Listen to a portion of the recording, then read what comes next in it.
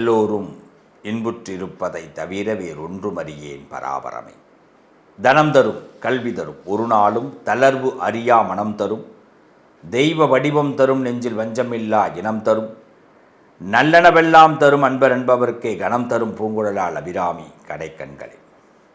இன்றைக்கி நம்ம பேசக்கூடிய சப்ஜெக்ட் என்னென்னா, நம்ம வீட்டில் கெட்ட சக்திகள், துர்சக்திகள் உள்ளே நுழையாமல் இருக்கணும்.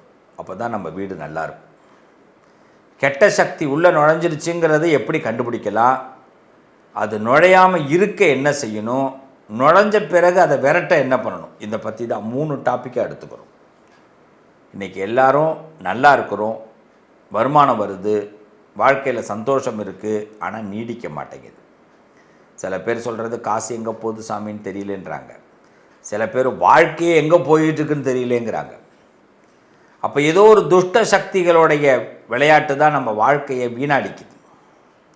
அது என்ன துஷ்ட சக்தி? நீங்கள் சொந்த வீட்டில் இருக்கலாம், வாடகை வீட்டில் இருக்கலாம். ஆனால் மந்திரம், மாந்திரீகம் இது மாதிரி விஷயங்கள் உங்கள் வீட்டுக்குள்ளே வந்ததுன்னா, அதே மாதிரி சில பேருடைய எண்ணங்கள் உங்கள் வீட்டுக்குள்ளே கடுமையான பாதிப்புகளை ஏற்படுத்தும். இது நம்ம பொய்யெல்லாம் சொல்ல முடியாது, இதெல்லாம் உண்மை. கல்லடியில் பட்டாலும் படலாம், கண்ணடியில் படக்கூடாதுன்னுவாங்க. அப்போ நம்ம என்ன பண்ணணும், நம்ம வீட்டில் வரவங்களை யாரும் தடுக்க முடியாது. நீ எல்லாம் உள்ளே வரக்கூடாதியா, சொந்தக்காரன் யாராவது வரும்போது தடுக்க முடியுமா? சில வீட்டில் இப்போ நம்ம வீட்டை பொறுத்த வரைக்கும் எப்படி இருக்கணும்னா, முதல் செய்தி, நண்பர்கள் வரும்போது தடுக்க முடியுமா? அப்போ நம்ம அனுமதியோடு முதல்ல உள்ளே வருவதற்கு நாம் முடிவெடுக்கணும். வீட்டில் கேட்டு இருக்குன்னா கேட்டில் ஒரு பூட்டு தொங்கணும். நாம் போய் தான் அந்த பூட்டை திறக்கணும். அப்போ தான் அவங்க கேட்டை திறந்துகிட்டே உள்ளே வரணும். அவங்க காலிங் பெல் அடிச்சுட்டு நிற்கணும். நம்ம கேட்டை திறந்து வச்சுருந்தோம்னா அவங்க என்ன பண்ணுவாங்க, நிலவாசல் வரைக்கும் வந்துடுவாங்க. நிலவாசல் திறந்துருந்தால் வீட்டில் அவங்க உரிமையோடு வருவாங்க. வீட்டுக்குள்ளே வந்துடுவாங்க, கிச்சனுக்கே வந்துடுவாங்க. சில பேர் பெட்ரூம் வரைக்கும் வந்துடுவாங்க. அவங்களுக்கு அது தெரியாது. ஏதோ ஒரு அவசரம், பக்கத்து வீட்டுக்காரவங்க, அடுத்த வீட்டுக்காரவங்க, தெரிஞ்சவங்க, நண்பர்கள், உறவுக்காரன் அங்கேருந்து வரான்னா நேராக கதவெல்லாம் தட்ட மாட்டான், திறந்துருந்தால் உள்ளே வந்துகிட்டே இருப்பான். ஏன்னா அவனுக்கு உரிமைங்கிற பேரில் வரான். நான் தப்பு சொல்லலை, இது நல்லது, அவன் வருவது சரி, ஆனால் நமக்கு ஆபத்து. அப்போ நம்ம இதுதான் நம்ம முதல்ல மைண்டில் எடுத்துக்கணும். நம்ம வீட்டுக்குள்ளே ஒருத்தவங்க உள்ளே வராங்கன்னா முதல்ல வாசகேட்லேயே அனுமதி நம்மள்கிட்ட வாங்கணும். அப்போ நம்ம என்ன பண்ணணும், உள்ளே வரவான்னு யாரும் கேட்க மாட்டாங்க, வாங்கன்னு நம்ம தான் சொல்லணும். இந்த பழக்கத்தை ஏற்படுத்திக்கணும். ஆனால் அதுக்கு முன்னாடி நம்ம பூட்டு போட்டு வச்சுருக்கணும். நம்ம போய் திறக்கணும். நிலக்கதவை நம்ம தான் திறக்கணும். நம்ம தான் வாங்கன்னு இன்வைட் பண்ணி ஒரு ஹாலில் உட்கார வைக்கணும். அனாவசியமாக யாரையும் வந்தவர்களை கிச்சனுக்கோ பெட்ரூமுக்கோ கேஷ் ரூமுக்கோ அழைச்சின்னு போய் காட்டக்கூடாது. முக்கியமாக சாமி ரூமை காட்டக்கூடாது. இன்றைக்கி நம்ம பண்ணாத பழக்கமெல்லாம் இதுதான். நம்ம வீட்டை சுற்றி காட்டுறோங்கிற பேரில் எல்லா ரகசியத்தையும் காட்டி விட்டுறோம். எங்கள் வீட்டில் பீரோ இங்கே தான் வச்சுருக்குறோம், எங்கள் வீட்டில் படுக்கை அறை இங்கே தான். படுக்கை அறை அழகாக இருக்கும், பெட்டு நல்லா இருக்கும், அங்கே ஏசி இருக்கும், எல்லாம் இருக்கும். அதை யாராவது சொந்தக்காரனை கூப்பிட்டு காட்டினோம்னா அவன் பார்ப்பான், அச்சா என்ன சந்தோஷமாக இருக்கிறான் அப்படின்னு. நம்மளே அந்த படுக்கையில் படுத்து ரொம்ப நாள் ஆகும். ஹாலில் தான் படுத்து தூங்கிட்டு இருந்திருப்போம், தரையில் தான் படுத்து தூங்கி இருந்திருப்போம். இது ஷோகேஸ் தான். பல வீட்டில் படுக்கை அறைகள், பல வீட்டில் டைனிங் டேபிள் ஷோகேஸ் தான், பல வீட்டில் டிவி ஸ்டாண்டு ஷோகேஸ் தான். ஆனால் என்ன பண்ணுறது, அது யாருக்காவது தெரியுமா? சாமி ரூமே பல பேர் வீட்டில் ஷோகேஸ் தான். அது என்றைக்கு நம்ம விளக்கேற்றுறோம்னே தெரியாது. டெய்லி பூஜை இல்லாமல் கூட பண்ண மாட்டோம். சார் டைமே கிடைக்கல சார், அவசரமாக காலையில் வேலைக்கு போகிறோம், அதனால் இன்றைக்கி போக முடியல, நான் வெள்ளிக்கிழமை இன்றைக்கி ரொம்ப ரிஸ்க் எடுத்து நான் ஒரு 1/2 hour அதில் பண்ணேன் அப்படின்வாங்க. இதெல்லாம் வரவன்கிட்ட பேசிகிட்டு இருக்க முடியுமா? வரவன் பார்ப்பான், பா என்னம்மா வச்சுருக்குறீங்க வீட்டை அப்படின்வான். அவ்வளோதான், முடிஞ்சு, எல்லாம் காலி. ஒரு வாரம் அவன் திரும்பி போன வரைக்கும் நம்ம திரும்பி ஏஞ்சிருக்க முடியாது. அப்போ முதல்ல இதுலேருந்தே ஆக்டிவை மாற்றிடணும். அடுத்தது ரொம்ப முக்கியம், இந்த மந்திரம் மாந்திரிகம் உண்மையா? உண்மை, எண்ணத்தின் அடிப்படையில் அது உண்மை. அது சம்மந்தப்பட்டவர்கள் நம்ம வீட்டுக்கு வந்தாங்கன்னா பாதிப்பு ஏற்படும். மந்திரம் மாந்திரிகத்தை நம்புகிறவங்க நம்ம வீட்டுக்குள்ளே வந்தால் பாதிப்பு நமக்கு வரும். அதில் எதுவுமே மிஸ்டேக்கே கிடையாது. அவங்களோட எண்ண அலைகள் தான் நம்மளை போட்டு உருக்குலைச்சிடும். அப்போ இது மாதிரிலாம் நமக்கு பிரச்சனை வரும்போது முதல்ல வாஸ்துங்கிற பொசிஷனை கரெக்டாக கிளியர் பண்ணிக்கணும். அப்போ தான் தீய சக்தி உள்ளே வராது. முதல்ல சொன்னது வீட்டில் பூட்டு. இரும்பு பொருட்கள் வீட்டு வாசலில் இருக்கணும். எல்லார் வீட்லேயுமே இரும்பில் ஒரு கம்பி ஒன்று என்ன பண்ணுங்கள், இந்த எஸ் மாதிரி ஒரு கம்பி இருக்கும், நல்லா பாருங்கள், இரும்பு கம்பி எஸ் மாதிரி இருக்கும், அதை உங்கள் வீட்டு கேட்டில் போட்டு வைங்க. ஃபஸ்ட்டு அதான், அந்த கம்பி உங்கள் வீட்டு வாசலில் இருக்கணும், இரும்பு கம்பி. அதே மாதிரி பார்த்திங்கன்னா குதிரை லாடம்னு சொல்லுவாங்க, இந்த குதிரைக்கு கட்டுவாங்க, அது உங்கள் வீட்டு நிலைக்கிட்ட தொங்க விடுங்க. அது ஒரு இரும்பு தான், குதிரை லாடம்.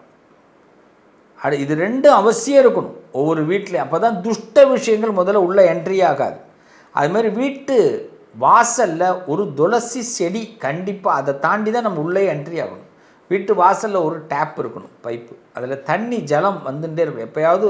அதை பார்த்திங்கன்னா காலையில் மத்தியானம் சாயரிச்சா நம்ம ஒரு சொம்பு தண்ணி எடுத்து அதில் ஊற்றி விடணும், இந்த அந்த வாசல்கிட்ட, நிலம் இல்லை வாசல் பகுதி. அதில் ஏன்னா அது ஈரம் கசிவதில் ஒரு மணி நேரத்துக்கு, அதாவது ஒரு மத்தியானம் இந்த 3 வேளைகளில் 3 வேளையும் நம்ம பண்ணுறது நல்லது. துஷ்ட விஷயங்கள் வராது, ஈரக்கசி. அதுக்கு அடுத்தது பாருங்கள், துளசி செடி இருக்கணும். அடுத்து வீட்டு நிலையில் பார்த்திங்கன்னா மஞ்சள் குங்குமம் every Friday and every Sunday compulsory இதை செய்யுங்க. உங்கள் வீட்டு நிலையை அலங்காரம் பண்ணுங்கள். முடிஞ்சதுன்னா வாய்ப்பு கிடையாது, ரொம்ப சில பேர் பார்த்திங்கன்னா நிலையை பயமுறுத்துகிற மாதிரிலாம் பண்ண, அவ்வளோ வேணாம், சும்மா மஞ்சள் குங்குமம் வைங்க. அந்த வாசனை திரவியங்கள் அந்த இதில் நிலையில் கட்டி விடுங்க. உங்கள் வீட்டுக்குள்ளே வந்தாலே பர்ஃப்யூம் வாசனை வரணும், அது மாதிரி பண்ணிக்கோங்க. அதுக்கடுத்து பார்த்திங்கன்னா ரொம்ப சிம்பிளாக நான் உங்களுக்கு சொல்கிறேன், தீய சக்திகள் நமக்கு முழுமையாக விலகிறதுக்கு எலுமிச்சம்பழம்னு சொல்லுவாங்க. இந்த எலுமிச்சம்பழத்தை வீட்டு வாசலில் நிலக்கிட்ட கட்டுங்க. ஒரு சிகப்பு துணியில் நீங்கள் எலுமிச்சம்பழத்தை வச்சு, இல்லை ஒரு வெள்ளை துணியில் மஞ்சள் நனைச்சி, அதில் அந்த காய வச்சுட்டு அந்த துணியை, அதில் ஒரு எலுமிச்சம்பழத்தை, ஒரு மகமாய் கோயிலையோ அம்பாள் கோயிலையோ காலபைரவர் கோயிலையோ அதை வாங்கிட்டு வந்து அந்த எலுமிச்சம்பழத்தை வச்சு வீட்டு வாசலில் கட்டி விடுங்க. ரொம்ப சிம்பிளான பரிகாரம், ரொம்ப இதில் துஷ்ட சக்திகள் வராது. ரொம்ப முக்கியம். அடுத்ததுன்னா ஒவ்வொரு மாதத்துலேயும் இந்த வாஸ்து நாள்னு ஒன்று வரும், வாஸ்து நாள். இல்லைன்னா மிஸ் பண்ணிட்டா செவ்வாய்க்கிழமை எடுத்துக்கங்க. செவ்வாய்க்கிழமை, ஒவ்வொரு செவ்வாய்க்கிழமை, இந்த செவ்வாய்க்கிழமை அன்னைக்கு வாஸ்துவோடைய காயத்ரி மந்திரம் கூகுளில் சர்ச் பண்ணுங்கள், வரும். இந்த வாஸ்துவோடைய காயத்ரி மந்திரத்தை ஒரு 100 டைம்ஸ், குறைஞ்சது 108 டைம்ஸ் சொல்லுங்கள் செவ்வாய்க்கிழமையில். இல்லை வாஸ்து நாளில் ஒவ்வொரு மாதமும் வரும், அந்த மாதத்தில் அந்த நாளில் அந்த நேரத்தில் வாஸ்து மந்திரத்தை சொல்லுங்கள். அப்போ சொல்லும்போது நம்ம வீட்டில் சுவாமி ரூமில் நின்று அதை சொல்லுங்கள். சொல்லிவிட்டு அதை ஒரு பஞ்சபாத்திரம்னு சொல்லுவாங்க, அந்த பஞ்சபாத்திரத்தில் அந்த தீர்த்தத்தில் நம்மளுடைய கையை பாருங்கள், இந்த மோதிர விரலை அதுக்குள்ளே வச்சுட்டு மேலே கையை மூடிட்டு இந்த மந்திரத்தை சொல்லுங்கள். அந்த தீர்த்தத்தை எல்லா இடத்துக்கும் தெளித்து விடுங்க. உங்கள் வீட்டில் எந்த துஷ்டமான விஷயங்களாக இருந்தாலும் அது வெளியில் போயிடும். இதை சில செவ்வாய்க்கிழமை கூட நம்ம செய்யலாம். நம்மளுடைய விரல் கொஞ்சம் பட்டிருக்கணும் அந்த தண்ணியில், நம்ம அந்த தண்ணியை வெளியில் தெளிக்கிறோம், அவ்வளோதான். ரொம்ப சிம்பிளாக இதை செஞ்சு பாருங்கள், நல்ல மாற்றங்கள் ஏற்படும். ரொம்ப முக்கியம், 8 திக்குக்கும் 8 பாலகர்கள் இருக்கிறாங்க. அஷ்டதிக்கு பாலகர்கள்னு பேருவாங்க. இந்திரன், வருணன், அக்னி, யமன், நிருதிதி, வாயு, குபேரன், ஈசானம் அப்படின்னு சொல்லுவாங்க. நீங்கள் திருவண்ணாமலை போனீங்கன்னா தெரியும், நம்ம சொல்கிறோம் இல்லையா, அதே மாதிரி ஒவ்வொரு வீட்டுக்கும் 8 திக்கு இருக்குது. அந்த 8 திக்குக்கும் அந்த பாலகர்கள் இருக்கிறாங்க. அதனால் அந்த 8 திக்கில் நம்ம என்ன பண்ணணும் அப்படின்னா, நம்ம வீட்டில் ரொம்ப கடுமையான இந்த தோஷங்கள் இருக்குன்னா, நல்ல ஒரு குங்குமம், நல்ல பச்சரிசி சாதம் வடிங்க, அதில் கொஞ்சோண்டு குங்குமம், ஒரு எலுமிச்சம்பழத்தை அதில் கலந்துருங்க, ஒரு இது மாதிரி அதை சாதத்தை நல்லா உருட்டி 8 பக்கமும் வைங்க. அது ஒரு வாழை இலையில் வைங்க.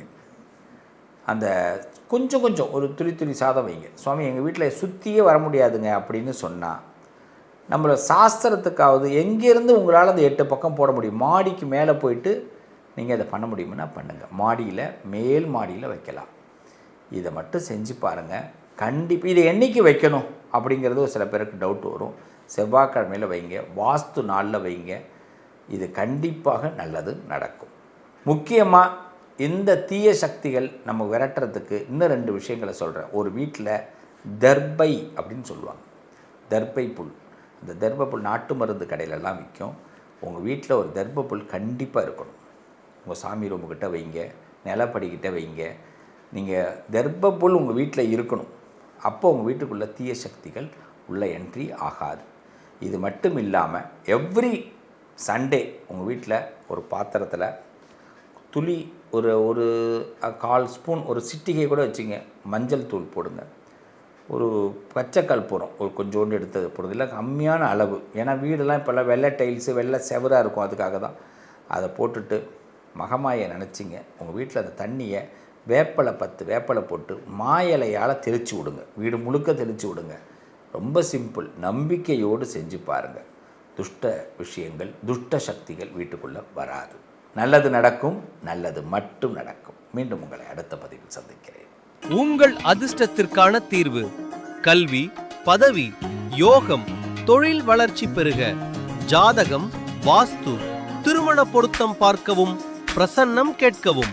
Positive line doctor Sivasri Manikanda Sivam. தொடர்பு கொள்ள வேண்டிய வாட்ஸ்அப் எண் 7904137178.